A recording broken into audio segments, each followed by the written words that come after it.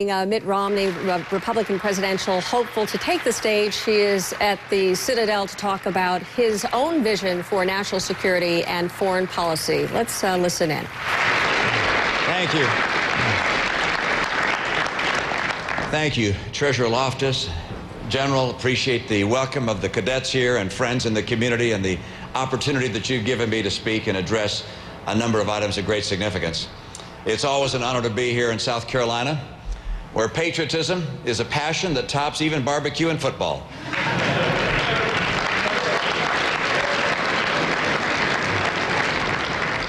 And it's a great honor to be here at the Citadel. Every great university and college produces future engineers and doctors and lawyers and entrepreneurs. Here at the Citadel, you of course do all that, but you have another specialty as well. You produce heroes. Over 1,400 of your alumni have served in Iraq and Afghanistan and elsewhere fighting the war against terrorism, and 16 have paid the ultimate price. Since 1842, every tyrant, every petty thug, or great power that threatened America learned that if you wanted to take on America, you were going to have to take on the Citadel as well. That's a line of heroes that's never broken and never will be.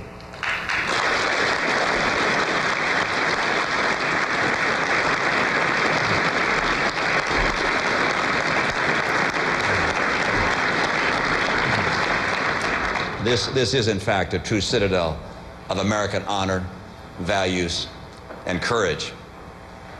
Now, the other day I heard the president say that Americans had gone soft. I guess he wasn't talking about how hard it is for millions of Americans who are trying to get a job or stretch a too small paycheck through the week.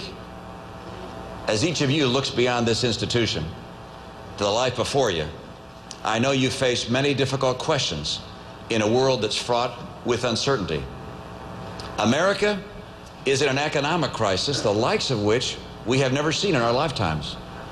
Europe is struggling with the greatest economic crisis since the Cold War, one that calls into question the very definition of the European Union. Around the world, we see upheaval and change. Our next president will face extraordinary challenges that could alter the destiny of America and indeed the freedom of the world. Today, I want you to join me in looking forward beyond the next Recognition Day, beyond Ring Weekend, to 4 years from today, October 7th, 2015. What kind of world will we be facing then? Will Iran be a fully activated nuclear weapon state, threatening its neighbors, dominating the world's oil supply with a stranglehold on the Strait of Hormuz? In the hands of Ayatollahs, a nuclear Iran is nothing less than an existential threat to Israel. Iran's suicidal fanatics could blackmail the world. By 2015, will Israel be even more isolated by a hostile international community? Will those who seek Israel's destruction feel emboldened by American ambivalence? Will Israel have been forced to fight yet another war to protect its citizens and its very right to exist? In Afghanistan, after the United States and NATO have withdrawn all forces, will the Taliban find a path back to power? After over a decade of American sacrifice and treasure and blood, will the country sink back into the medieval terrors of fundamentalist rule and the mullahs again open a sanctuary for terrorists? Next door, Pakistan awaits the uncertain future, armed with more than 100 nuclear weapons. The danger of a failed Pakistan is difficult to overestimate. It's fraught with nightmare scenarios. Will a nuclear weapon be in the hands of Islamic fundamentalists? China has made it clear that it intends to be a military and an economic superpower. Will her rulers lead the people to a new era of freedom and prosperity? Or will they go down a darker path, intimidating their neighbors, brushing aside an inferior American Navy in the Pacific, and building a global alliance of authoritarian states? Russia, it's at an historic crossroads. Vladimir Putin has called the breakup of the Soviet Empire the great tragedy of the 20th century. Will he try and reverse what he calls a tragedy? and bludgeon the countries of the former Soviet Union into submission and intimidate Europe with the lever of its energy resources? To our south, will the malign socialism of Hugo Chavez's Venezuela, in tight alliance with the malign socialism of Castro's Cuba, undermine the prospects of democracy in a region thirsting for freedom and stability and prosperity? Our border with Mexico remains an open sore. Will drug cartels dominate the regions adjoining the United States, with greater and greater violence spilling over into our country? Will we have failed to secure the border and to stem the tide of illegal immigrants? And will drug smugglers and terrorists increasingly make their way into our midst? This would be a troubling and threatening world for America, but it's not unrealistic. These are only some of the very real dangers that America faces if we continue the feckless policies of the past 3 years. Of course, it doesn't have to be this way. This isn't our destiny. It's a choice. We're a democracy. You decide. In this campaign for the presidency of the United States, I will offer a very different vision of America's role in the world and of America's destiny. Our next president is going to face many difficult and complex foreign policy decisions. Few of them will be black and white. But I'm here today to tell you that I'm guided by one overwhelming conviction and passion. This century must be an American century.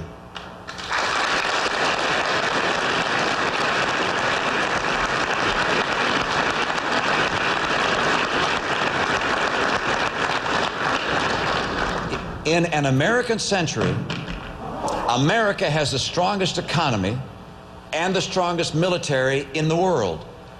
In an American century, America leads the free world, and the free world leads the entire world. God did not create this country to be a nation of followers. America is not destined to be one of several equally balanced global powers. America must lead the world, or someone else will. Without American leadership, without clarity of American purpose and resolve, the world becomes a far more dangerous place, and liberty and prosperity would surely be among the first casualties. Let me make this very clear.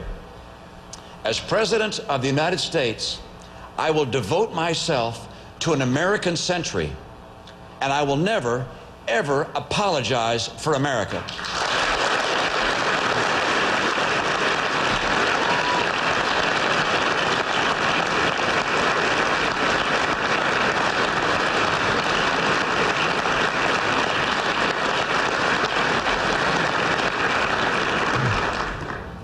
Now, some may ask, why America?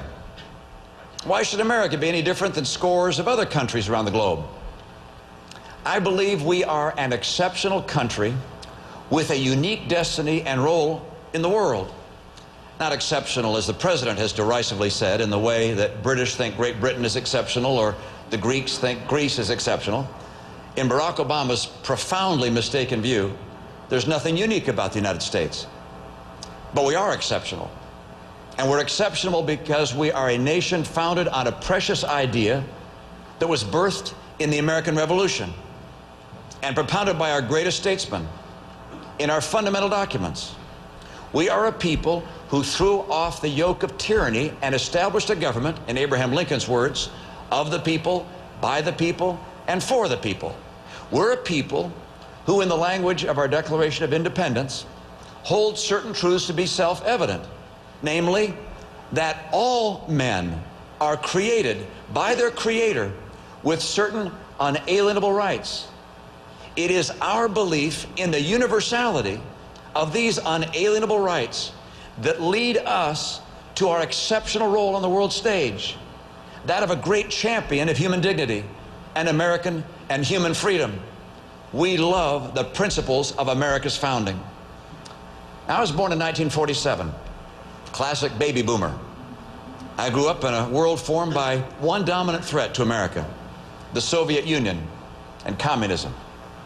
The duck and cover drills we learned in school during the Cuban Missile Crisis resulted from a threat by a known identifiable enemy with clear borders and established leaders. We needed spy planes to find the hidden missile bases in Cuba, but we didn't need them to find Nikita Khrushchev. President Reagan could negotiate with Soviet Premier Mikhail Gorbachev and sign treaties for which each side could be held accountable. And when we caught the Soviets cheating, we could bring the world's attention to their transgressions. Today, our world is far more chaotic. We still face grave threats, but they come not from one country or one group or one ideology. The world is unfortunately not so defined. What America and our allies are facing is a series of threatening forces, ones that overlap and reinforce one another.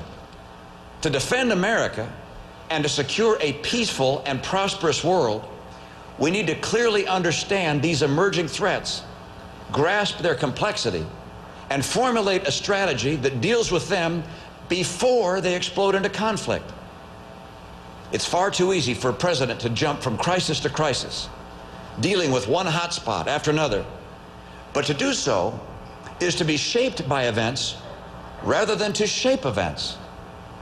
To avoid this paralyzing seduction of action rather than progress, a president must have a broad vision of the entire world coupled with clarity of purpose. When I look around the world, I see a handful of major forces that vie with America and free nations to shape the world in an image of their choosing. These are not exclusively military threats.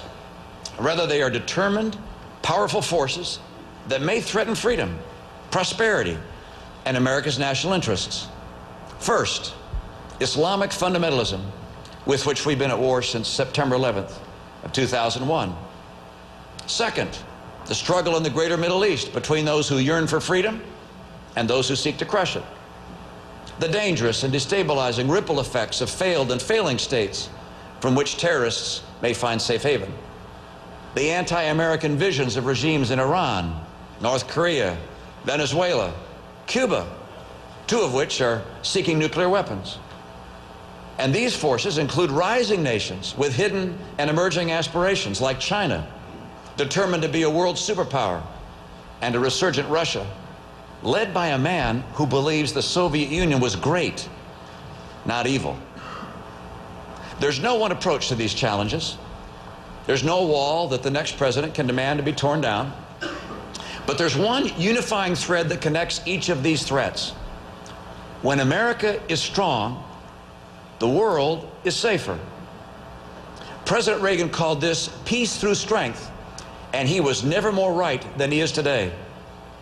It is only American power, conceived in the broadest terms, that can provide the foundation of an international system that ensures the security and prosperity of the United States and our friends and allies around the world. American strength rises from a strong economy, a strong defense, and the enduring strength of our strong values. Unfortunately,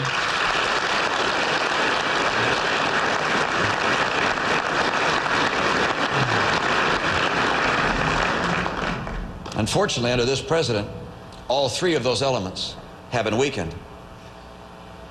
As president on day one, I will focus on rebuilding America's economy. It's a foundation of our strength. I will reverse President Obama's massive defense cuts. Time and again, we've seen that attempts to balance the budget by weakening our military only lead to a far higher price in the future, not only in treasure, but also in blood. My strategy of American strength is guided by a set of core principles. First,